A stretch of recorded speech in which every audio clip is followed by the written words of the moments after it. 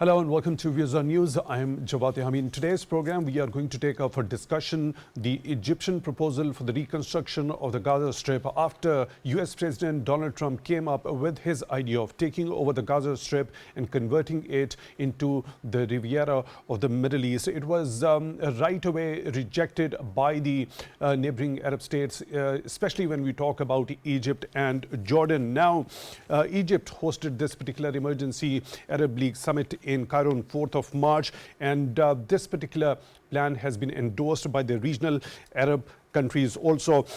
This particular plan would consist of three main stages. The first one would be related to the interim measures, then the second one would be the reconstruction, and the third one relates to governance. Specifically talking about the first phase of this particular the plan put forth by Egypt, there is going to be a 6-month interim period. A committee of Palestinian technocrats is going to be formed, and the clearance of the rubble from the Salahdin Street, which is the main highway from north to south in the Gaza Strip. There is going to be the construction of temporary units for 1.2 million Gazans. They are going to be 200,000. The restoration of 60,000 damaged buildings at the same time also. It is also being estimated the next two phases are collectively going to span over 4 to 5 years for the permanent construction of 400,000 units over there. Also, the gradual restoration of the basic services. A management council is also going to be formed. Independent Palestinian technocrats, a government is going to be formed, which is going to, of course, supervise the entry of the humanitarian aid into Gaza Strip. Now, as I have already mentioned, this particular plan has been endorsed by the Arab leaders who participated in this particular emergency Arab summit. Palestinian President Mahmoud Abbas has also endorsed this particular plan. There's been reaction on the part of the White House as well as Israel. I'll be including those also, specifically talking about the cost which will be incurred regarding this particular plan put forth by Egypt. $3 billion in the first phase are going to be required, $20 billion are going to be required for the second phase, and $30 billion are going to be required for the third phase. And international conferences are going to be held to get the donations regarding that. Overall, there has been an estimate on the part of the United Nations also around $53 billion required for the reconstruction of Gaza. So let's specifically talk about what Israel's response had been. Israel said, let me quote, that Arab states needed to break free from the past constraints and collaborate to create a future of stability and security in the region. Israel continues to back Trump's Gaza displacement plan, which echoes a long-standing call from the Israel far right to depopulate Gaza. We've also seen White House National Security Council spokesman giving a statement. Let me quote that. While the president stands by his bold vision for a post-war Gaza, he welcomes input from our Arab partners in the region. It's clear his proposals have driven the region to come to the table rather than allow this issue to devolve into further crisis. We'll be taking the analysis regarding the viability of this particular plan which has been put forth by Egypt. Is it going to really work as an alternative to that particular earlier proposed plan by President Donald Trump? Also, what we have seen is there is a new threat, a renewed threat by President Donald Trump to Hamas that if the captives are not released, then there is going to be all hell to be paid. Let me quote him, what he has said. This is your last warning for the leadership. Now is the time to leave Gaza while you still have a chance. Also to the people of Gaza, a beautiful future awaits, but not if you hold hostages. If you do, you are dead. Make a smart decision, unquote. And before that, this particular statement comes just after the White House confirmed that it was in direct talks with the Palestinian resistance group Hamas. Now, this particular statement, after that particular development, what sort of a weight does it carry with itself? We'll also be taking the analysis regarding that. For all that, we are honored to be joined in the studio by Air Vice Marshal retired Eijaz Malik, senior analyst. Mr. Malik, thank you very much for your time, for being with us on the show tonight. Really appreciate that. On Skype, at the same time, we are honored to be joined by Dr. Jamil Khan, former ambassador Dr. Khan, thank you very much for your time also for being with us on the show tonight. Really appreciate that. Mr. Malik, let's begin with this particular plan put forth by Egypt. How do you look at that? Do you think it's going to really work as an alternative to that particular plan put forth by President Donald Trump of taking over Gaza? Yes, I am quite optimistic about this plan because many Western analysts have analyzed that President Trump's plan actually worked as a catalyst, or it actually embroiled the neighboring Arab countries to give their counter proposal and ultimately shift the responsibility of rehab and reconstruction onto the Arab Muslim neighbors. A pressure tactic? A pressure tactic very typical of President Trump.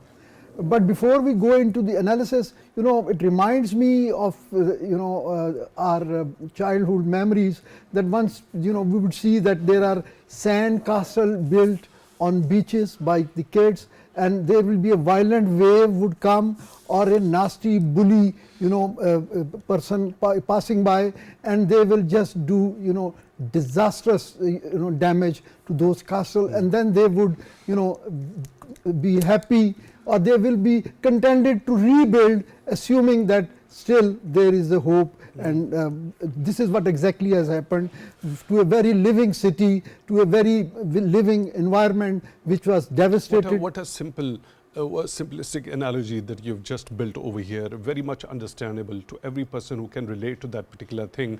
That very idea of creating something, all the pains and pangs which are involved in the creation of that particular castle at the beach, and somebody nasty, a bully comes in, kicks it or damages it or destroys it altogether. That is exactly my question. After this reconstruction happens, now it's going to be in different phases. I'll come to those particular parts for your analysis also separately. But once it is all done, this entire exercise is done, once again the rubble is cleared, the damaged buildings are restored, new housing units are completely built over there for millions of Gazans over there. Is that going to be sustainable? Yes. What is the guarantee that a bully won't come again and do the same thing that they've done since 7th of October 2023? Okay. I'll tell you. This overall plan, in my humble opinion, it has multiple facets. First of all, there is a financial, string that who is going to, pay for this massive funding is required. So obviously the answer is that it would not be paid by the entity, who were directly responsible, which is Israel, State of Israel, and their supporter, which is United States and some other Western countries. So one issue is settled. Second is the political aspect. The proposal, the Egypt proposal that you have just recapped very nicely. So according to that, the administrative or the management model would be which would not have Hamas per se any effective control or any stake directly into that.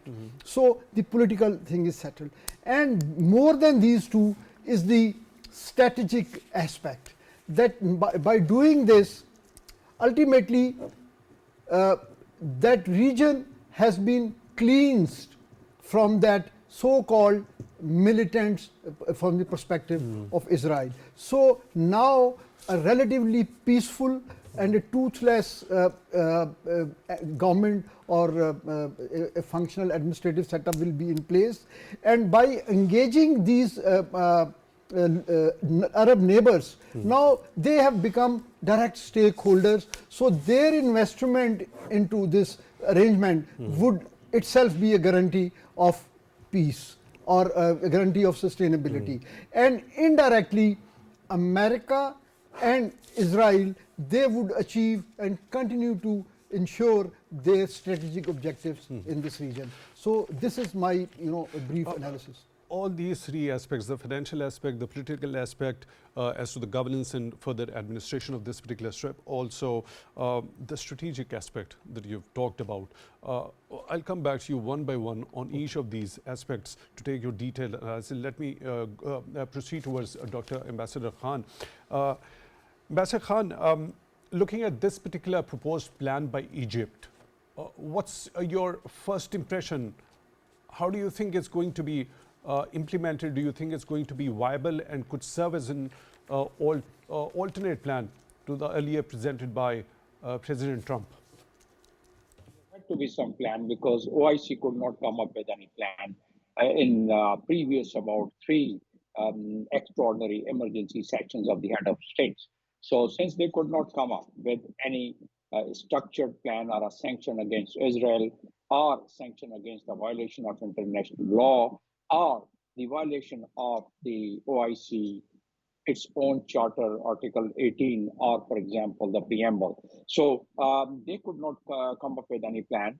Egypt was directly affected. Jordan was directly affected because they were asked by Donald Trump to accommodate these 2.3 million Palestinians in their country.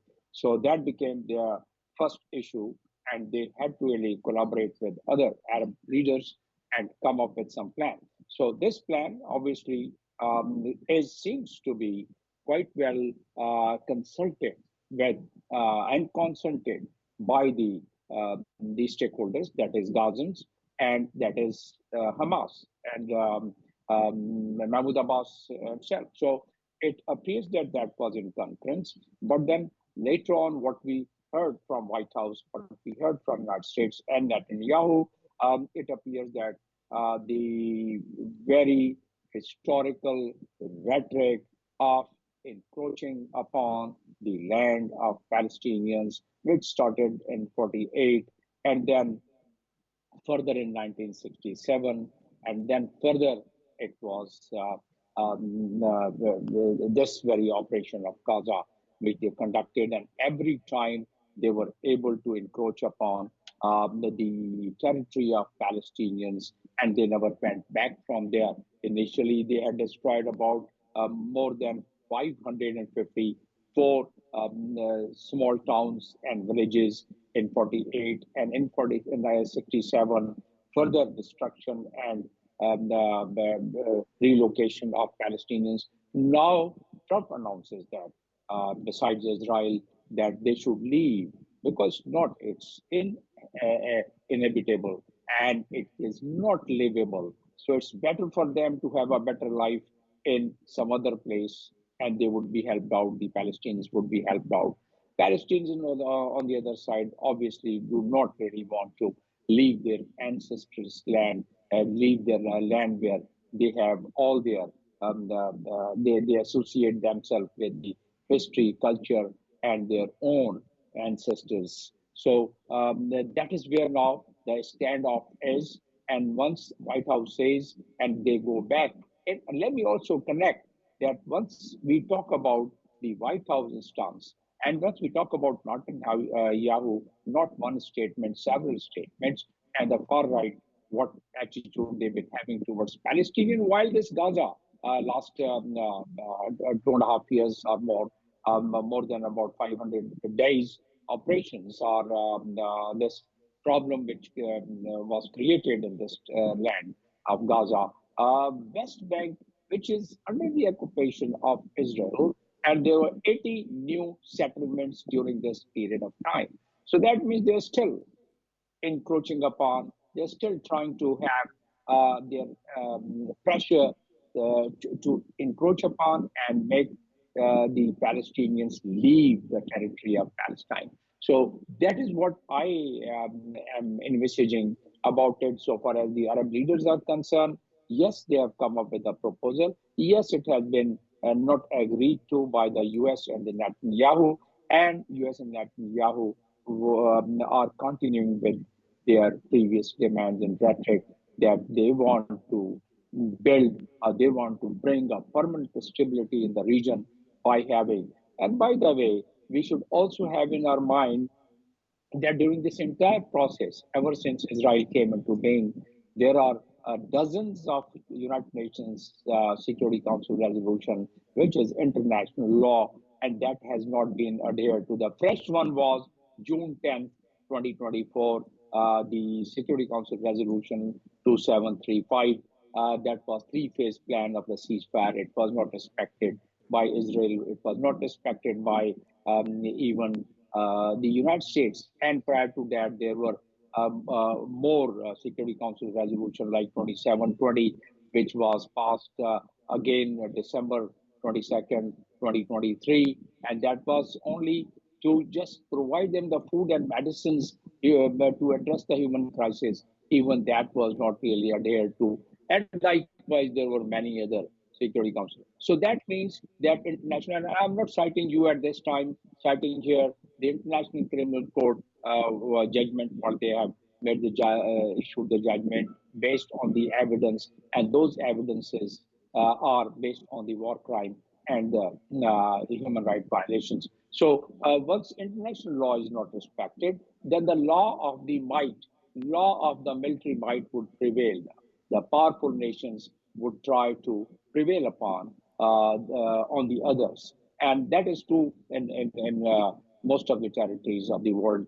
At least the powerful nations such as the United States, they try and flex their muscle on the basis of about 800 billion defense budget and the biggest army and the most powerful armed forces which they have. So based on that and based on the deployment around Mediterranean Sea and in this entire region, if US says that yes, Gaza and Hamas, if they don't agree and if they don't leave the territory and clear Gaza altogether, they would, of course, there would be a hell for them.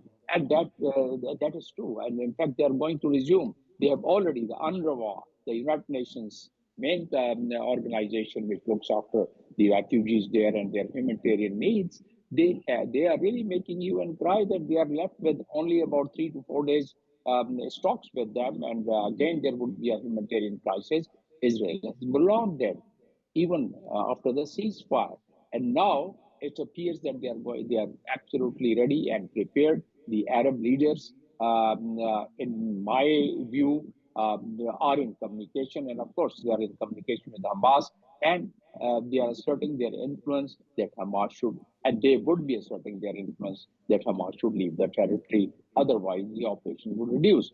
So, what all it appears is that Arab leaders might as well get some temporary relief for Gazans, but in the foreseeable future, this $53 billion plan, which Arab leaders have come up. I get your point. I get your point. The law of the military might, as per your view, is going to largely prevail. It's going to be a temporary respite for the Gazans. The Arab leaders could be able to get at this particular moment. I'll come back to you. There is a little bit of distortion as well. We'll try to reconnect with you, and hopefully the next time we connect with you, it's better that time around. We are now honored to be joined by another participant, Dr. Sabir Abu Maryam, Secretary General of Palestine Foundation. Dr. Abu Maryam, thank you very much for your time, for being with us on the show tonight. Really appreciate that. Do you think this particular plan, which has been put forth, endorsed by the neighboring Arab countries, put forth by Egypt, is going to be accepted by the US administration in particular? Because we have seen White House saying the president remains open to see the input from the Arab countries as well. Thank you so much, dear brother.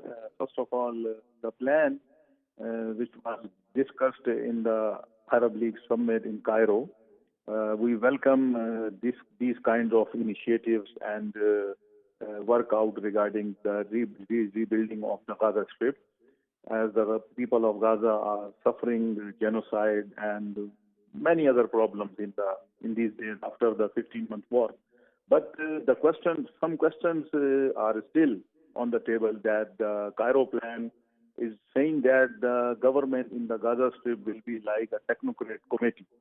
So I think this technocrat committee is not clear who will run the government, as the plan is saying that the Palestinian Authority will lead this government in Gaza Strip when the Arab governments will spend some money like 51 billion to 60 billion dollars.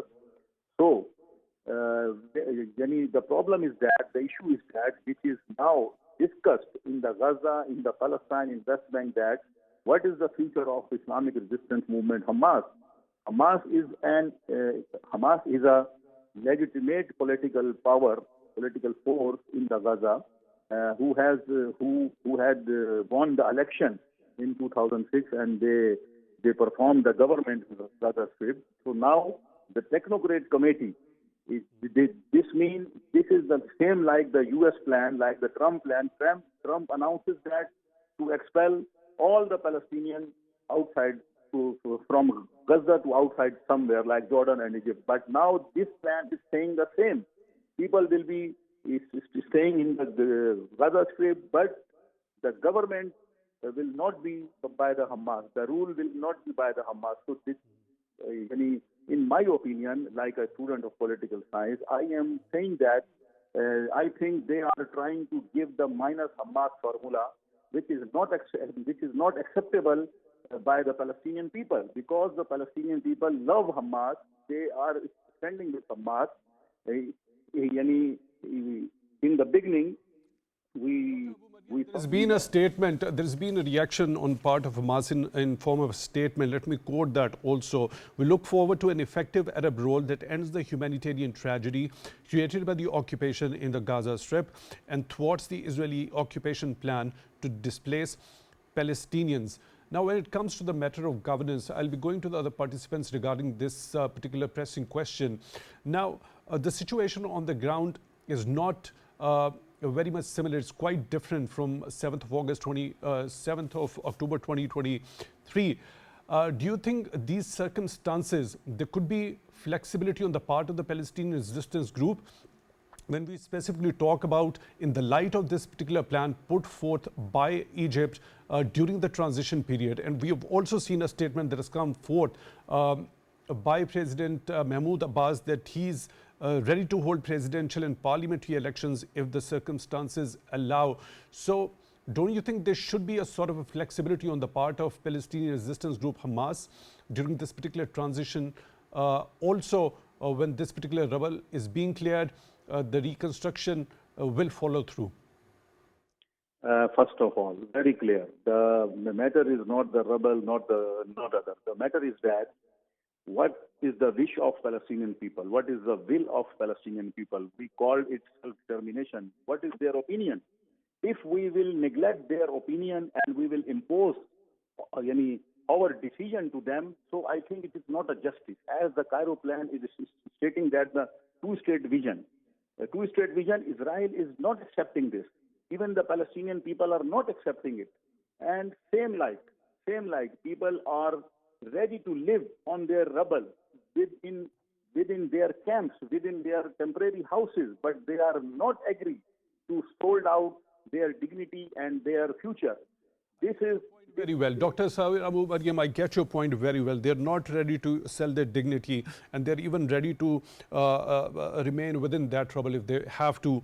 But what about this statement? When Hamas statement talks about ending this humanitarian tragedy and the Arab role in that. For this particular point in time, the kind of tragedy that has unfolded over the last over a year now, don't you think there should be an end? And when Hamas itself talks about an effective Arab role to end this humanitarian tragedy, and the Arab leaders have come up with this particular plan. Yes, of course, Hamas and other resistance and political groups in the occupied Palestine, they want peace, they want stability, they want sustainability in the Palestinian territories. We need more practical action. We need sustainable and constant solution for Palestine. This is not a matter just a time being. If we give them some money and some rebuilding, it's not a matter. When we rebuild, maybe Israel maybe attack in a few months later. Now Netanyahu is stating on every day that we are preparing a new war. The Israeli occupation forces are preparing for a new war, imposing on Gaza Strip. So who is the guarantor for this rebuilding? So there are many ifs and buts, and there are many gray areas in this plan. So I think whenever Hamas official is stating This particular scenario, what about the possibility of this particular scenario? But looking at this statement by President Mahmoud Abbas that he is ready to hold presidential and parliamentary elections if the circumstances allowed. Now, to reach those circumstances of relative stability, we need to have a temporary respite which can be achieved through this particular Cairo plan, which has been presented by Egypt. Now, during that transition period, if the circumstances improve, as per the statement of President Mahmoud Abbas, there could be new presidential and parliamentary elections. So why not consider that sort of scenario in that particular time frame, during that particular time span? Perhaps the tragedy or the sufferings of the Palestinian people, especially in Gaza, would be considerably alleviated. Yes, you are right. If the free and fair election may be done, so I think it is a very good option. But the main point is that all Palestinian factors, including PLO, in the PLO we have more than 11 organizations, more than 11 political groups. All must be on board, and no any gray area maybe show that can show the will or like a plan behind the scene that Hamas not be a part of this. Yes, if all the groups will be the part of this election, these kinds of programs, so I think everyone will give the welcome. We welcome this action, and I think for the time frame, for the time being, this is a good option. There should be a referendum or election, and people can choose their representative, and they can move forward for the rebuilding, for the peace, for the sustainability, and for future plans, whatever they want. Dr. Sabir Abu Maryam, Secretary General Palestine Foundation, joining us on the phone line. Thank you very much for being with us on the show tonight. Really appreciate that. Mr. Malik, let's start with this particular aspect. I'll go to the first aspect that you highlighted, the financial aspect. Who should I really be paying for that? But let's begin with this one, the political aspect, the governance, the administration, the scenario that I've just tried to sketch as per the statement of President Mahmoud Abbas. What's your understanding? How do you think the things could be taken from here? Because the situation is not normal. And by looking at this statement by Hamas also, they want an effective Arab role to end this humanitarian tragedy. So to reach those circumstances of relative calm and to be able to get those presidential and parliamentary elections, there has to be a transition period. Right. Why the Arabs, neighboring Arab countries, they did not, forthcomingly, they did not participate in the last entire period of this conflict, because they have very close ties with America, and they obviously have contacts and relations, some of them very openly, with Israel. Now those environment, in my opinion, have been created where these neighboring countries could play a role possibly, and now they have come up to assume that responsibility of that or that role. This is a humanitarian crisis and a tragedy, and obviously it will be, any solution would be people centric. So whatever they are promising in the short to medium term, it will definitely alleviate suffering of the Palestinian people. And then it is up to them to, through some process, elect or opt who is going to represent them in the newly formed political dispensation.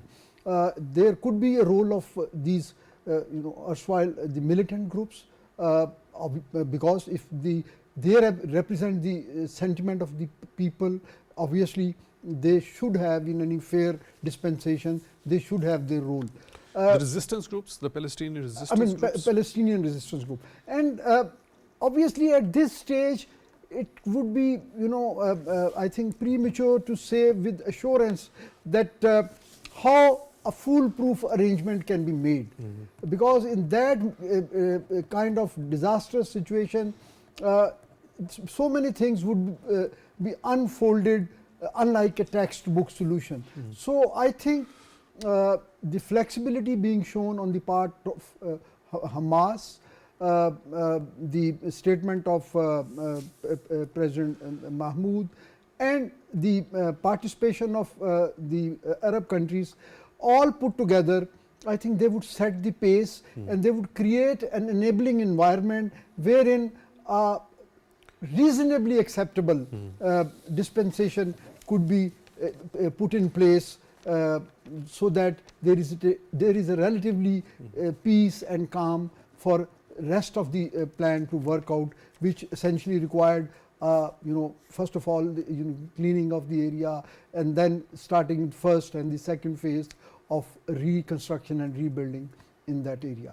So I think it will be it will take some time, and once we have achieved something substantial on ground, that in itself would be a guarantee to the people, and it will be a confidence building on their part about these stakeholders who have opted to come forward at this point in time to resolve this issue.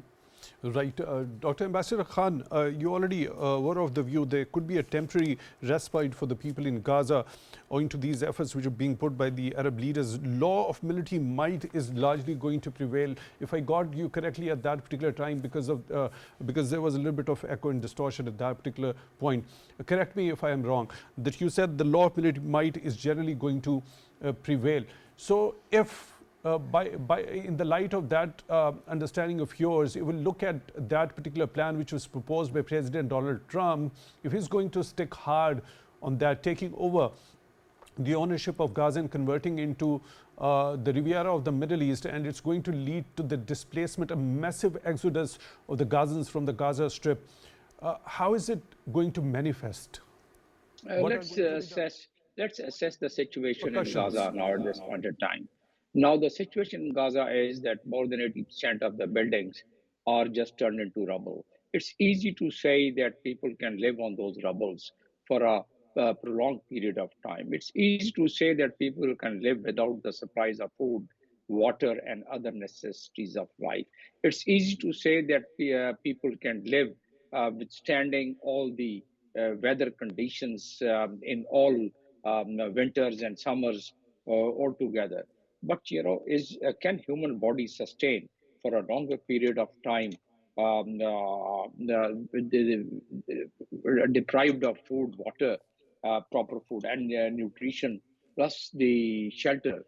So I think the conditions they have already made, which seems to be unlivable, unless the plan like Arab leaders they just drawn, and though that plan drawn by the Arab leaders, unless that is implemented, which has been rejected as per the White House and the Netanyahu.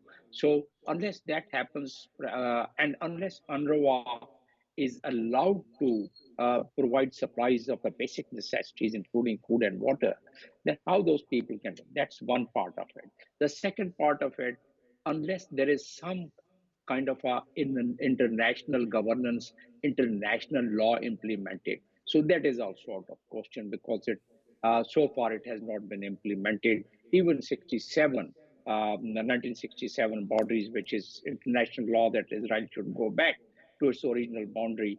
And instead of going back, Israel has occupied Golan Height and bilaterally accepted by United States as the territory of Israel, which is still a disputed territory. The shifting of the capital from Tel Aviv to Jerusalem, that is also a violation of international law. So international law is not implemented. So what is left now?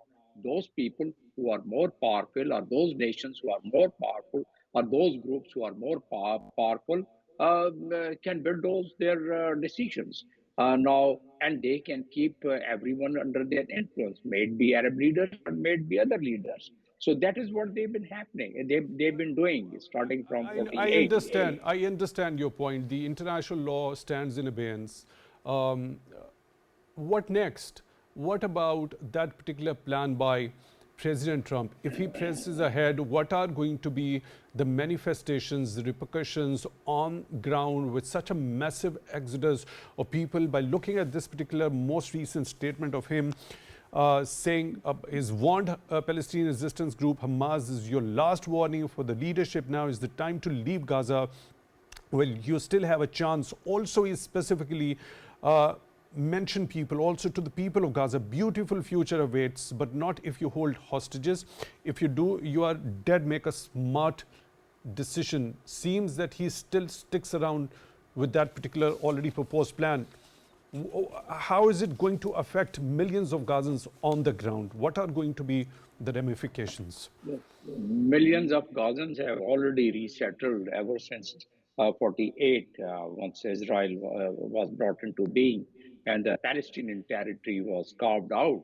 And then later on in 82, 67, 82, all these years, once Israel had done the aggression, they were able to displace Palestinians.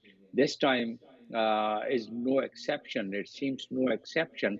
They would keep trying to assert pressure from all angles. One, that, as I said, that they would make the conditions miserable where the human being cannot survive, which they have almost done.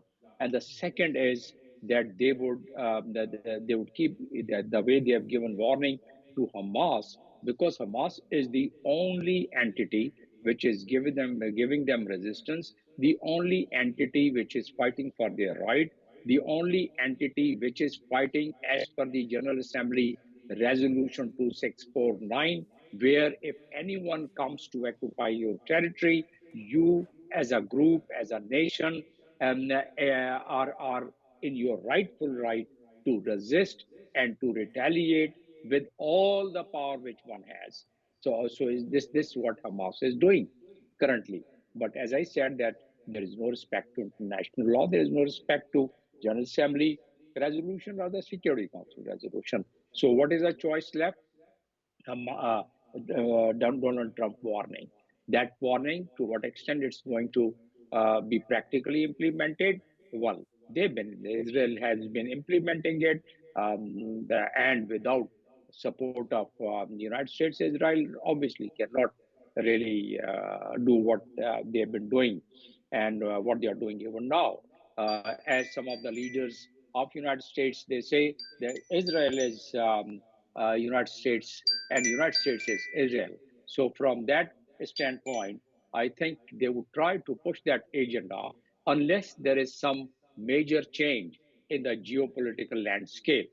A lot of development is taking place, trade war, Ukraine settlement, and China containment, China statement, which it gave yesterday, that they are prepared for trade war or anything, any war, including trade war. So once we try and just read everything by having these factors in our mind, unless the geopolitical landscape changes, I think Israel and America, supported by the United States, would go ahead with their Greater Israel plan, which they had carved out in 1897, once the Zionism movement had started in Switzerland. From ever since, whatever they had planned, they are trying to implement it. And on the other hand, Until there is a major geopolitical shift or scenario changes on that particular level, US and Israel are going to press ahead with their plan of Greater Israel. That's what I get from your take. Mr. Khan, please stay with us. Mr. Malik, now let's talk about that financial aspect of it. There was a UN estimate $53 billion are required now. During these three phases of this Cairo plan, 3 billion the first one, 20 in the next, and 30 in the last one. International conferences are going to be held regarding getting this particular amount of money. It's a huge amount for 4 or 5 years, $53 billion. The sourcing of this particular funding is going to be from various international sources, including the UN and international financial organizations. Ideally, it should be paid as a reparation from the one who did it, this Exactly. damage and destruction. But it's not going to happen from there. So it's an urgency for the Arab countries at this particular moment. Where do you see this sourcing happening from? I think for the first phase, it can be very conveniently done by the oil-rich Arab states, and they must have already planned that, and it shouldn't be much burden on their resources. But subsequently, for the second and third phase, obviously there would be some participation and some sourcing from non-Arab organizations and countries. I would just like to give a brief comment about what Ambassador Khan has said.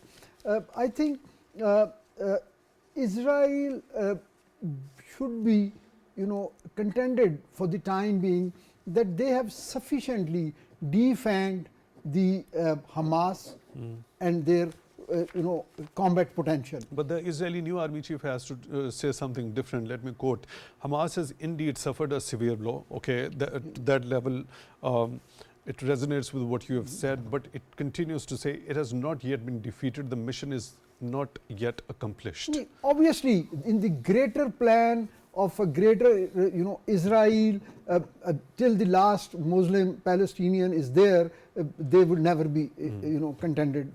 So that's right. But overall, I think you asked. So if Hamas is not defeated, do we understand this is a defeat for Israelis on the strategic level? I would say it should not be seen in terms of defeat or success. It should be seen if they have, they haven't obviously stated any objective. The only objective which was given by Netanyahu was that they want to eliminate the current and potential threats. So that's a very wide term. So you can include anything and everything in that. But that would give them decades of time in which they can focus on their other plan, on ground expansion, the Golan Height, for example, after the change of regime in Syria, they have started to put new arrangement in place over there.